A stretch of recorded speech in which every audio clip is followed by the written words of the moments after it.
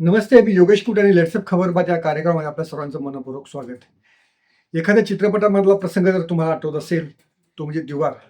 दीवारमधला अमिताभ बच्चन आणि शशी कपूर यांच्यामधला जो संवाद आहे, "तुम्हारे पास क्या है?" तर शशी कपूरचं उत्तर असतं, "मेरे पास माँ है." आणि असाच काहीसा संवाद बारामती लोकसभा मतदारसंघामध्ये पाहायला मिळाला. तिथे ड्रामा होता, मेलोड्रामा होता, दहशत होती, हिरो होते, व्हिलन होते, पोलीस होते आणि फक्त तुम्ही हे व्हिलन आणि हिरो कोण, तुम्ही कोणत्या बाजूने आहात, त्यानुसार तुम्ही ते ठरवाल. आणि बारामती लोकसभा मतदारसंघाची निवडणूक आज मतदान ज्या पद्धतीनं झालं, सगळं एक नाट्यमयता याच्यामध्ये होती. बहीण-भावाचं प्रेमही अचानक उफाळून आलेलं दिसलं. तसंच पुतण्यानं चुलत्यावर केलेले वार देखील दिसले. आणि अजित पवार यांनी आज आईसोबत मतदान करून "माझ्यासोबत आई आहे, मेरे पास माँ है" हा डायलॉग देखील समस्त बारामतीकरांना ऐकवला. हे काही कमी पडलं म्हणून सुप्रिया सुळे या थेट अजित पवारांच्या घरी गेल्या आणि तिथे अजित पवारांच्या मातोश्रींना देखील भेटल्या. त्यामुळं एका ड्राम्यावरती लगेच दुसऱ्या ड्राम्यानं उत्तर, असं साधारणपणे बारामतीमधलं आजचं वातावरण राहिलं. पण यात जी बहार आणली किंवा यात जे सगळं नाट्यमयतेचा जो कळस चढवला, तो कळस चढवला इंदापूरमध्ये. इंदापूरचे आमदार दत्तात्रय भरणे यांनी.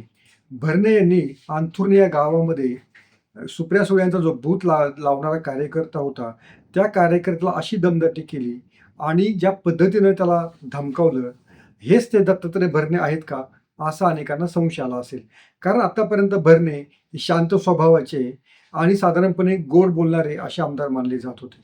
मात्र त्यांनी ज्या पद्धतीनं गवळी नावाच्या सुप्रिया सुळे यांच्या कार्यकर्त्याला झापलं आणि दमदाटी केली, ते पाहून भरणे हे देखील कसलेले राजकारणी आहेत याचा आज पुरावा देखील मिळाला.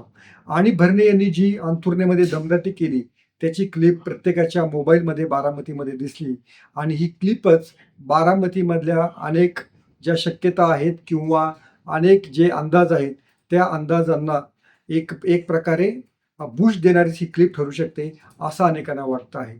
कारण ज्या पद्धतीनं काल रात्रीपासूनच रोहित पवार आणि त्यांच्या टीमनं अजित पवार हे कशा पद्धतीनं बारामतीमध्ये पैसे वाटत आहेत किंवा कशा पद्धतीनं तिथल्या पुणे जिल्हा बँकांच्या शाखांमधनं हे सगळे पैशांचे व्यवहार सुरू आहेत, याबाबतचं सातत्यानं ट्विट ते रात्रीपासून करत होते आणि त्याचा कळस हा भरणे यांच्या दमदाटीमुळे झाला.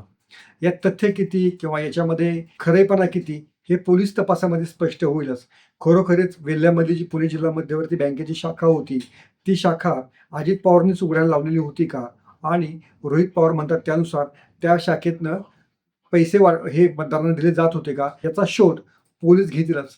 पण यातलं जे सगळ्यात धक्कादायक जे बाब होती, ती भरणे यांची होतीच.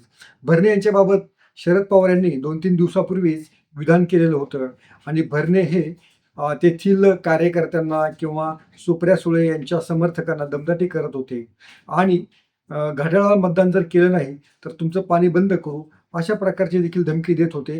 हे शरद पवारांच्या कानावर गेलेलं होतं आणि म्हणूनच शरद पवार यांनी इंदापूरच्या सभेमध्येच दत्तात्रय भरणे यांना सरळ-सरळ दम दिला होता आणि मला तुम्हाला सरळ करायला वेळ लागणार नाही, अशा प्रकारचा इशारा देखील दिला होता. मात्र भरणे हे अजित पवारांचे कट्टर समर्थक मानले जात असल्यामुळं त्यांनी आज त्यापुढचं देखील पाऊल टाकलं आणि गावामध्ये सुप्रिया सुळेंचा बूथ लावणाऱ्या कार्यकर्त्यांना देखील हुसकाव लावण्याचा प्रताप त्यांनी केला. खरं तर कोणताही एक जबाबदार लोकप्रतिनिधी अशा प्रकारे वर्तन करत आहे, हे निवडणूक आयोगाने वेळीच लक्षात घेऊन त्यांना एकतर स्थानबद्ध करायला पाहिजे होतं किंवा अंथुर्णे येथील परिस्थिती आटोक्यात आणायला पाहिजे होती. प्रत्यक्षात तसं झालं याचा काही कोणता पुरावा आपल्याकडे दिसत नाहीत. भरणे यांच्या म्हणण्यानुसार मी त्या कार्यकर्त्याला माझ्या भाषेमध्ये समजावत होतो. तुम्ही प्रत्येकाने जर ती क्लिप ऐकली असेल, तर त्या क्लिपमध्ये भरणे हे समोरच्या कार्यकर्त्याला शिवीगाळ करताना दिसत आहेत आणि संध्याकाळी मतदान संपल्यानंतर तुम्हाला कोण आहे? माझीच तुम्हाला मदत लागणार आहे आणि तू गावाचं नुकसान कशाला करतोयस? आणि अनेक प्रकारे अदवा-तदवा आणि शिवीगाळ त्याला करताना दिसत आहे. म्हणजे भरणे यांच्या म्हणण्यानुसार गावकऱ्यांचं हित हे केवळ माझ्याच हातात आहेत आणि माझ्यामुळेच तुमची कामं होणार आहेत. त्यामुळे तुम्ही माझ्या विरोधात जाऊ नका आणि सुप्रिया सुळे यांचा बूथ देखील लावू नका, अशाच प्रकारची ही धमकी होती. खरे तर हा गंभीर प्रकार होता आणि त्याची दखल वेळीच घ्यायला पाहिजे होती.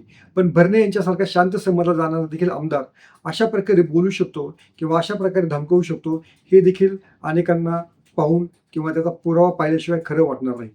भरणे हे अजित पवारांचे अतिशय जवळचे मानले जातात. छत्रपती कारखान्याचे संचालक, पुणे जिल्हा परिषदेचे सदस्य, पुणे जिल्हा परिषदेचे अध्यक्ष, नंतर आमदार आणि नंतर राज्यमंत्री आणि सोलापूरचे पालकमंत्री अशी सगळी भरारी त्यांनी राष्ट्रवादी काँग्रेसमध्ये असताना घेतली. त्याला अजित पवारांचं समर्थन होतंच, पण शरद पवार यांनी देखील त्यांच्या वाटचालीमध्ये मोठा वाटा उचललेला होता. मात्र तेच भरणे आज शरद पवारांच्या कन्येच्या कार्यकर्त्याला बूथ देखील लावून देत नाहीत. हे पाहून खरोखरच अनेकांना आश्चर्याचा धक्का बसू शकेल. पण राजकारण कसं बदलतं आणि जिथे भाऊ बहीण एकमेकांचे राहत नाहीत, तिथं भरणे हे शरद पवारांचे कसे राहतील असा देखील प्रश्न साहजिकपणे उद्भवतो. पण भरणे यांची ही क्लिप स्वाभाविकपणे आज बारामतीमधला हॉट टॉक होता आणि त्यामुळेच त्याविषयी सर्वत्र सगळी चर्चा सुरू होती.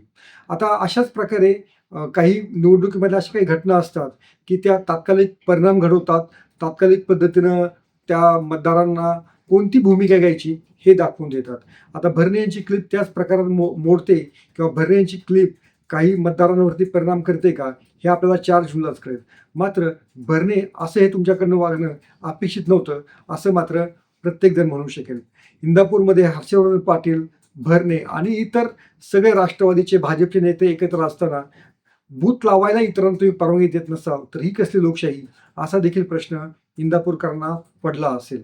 त्यामुळे मला वाटतंय बारामतीमधली निवडणूक अपेक्षेप्रमाणे गाजली, तेवढी चर्चेला गेली आणि असे काही प्रकारही तिथे घडले की यापूर्वी बारामतीमध्ये कधीच घडलेले नव्हते. आणि आधी म्हटल्याप्रमाणे भरणे यांची ही जी क्लिप आहे दमदाटीची, ती क्लिप मतदारांच्या मनावरती काही परिणाम घडवून आणेल का आणि त्याचा फटका अजित पवारांना बसेल का हे आता 4 जूनलाच कळेल. तोपर्यंत पाहत राहा लेट्सअप मराठी.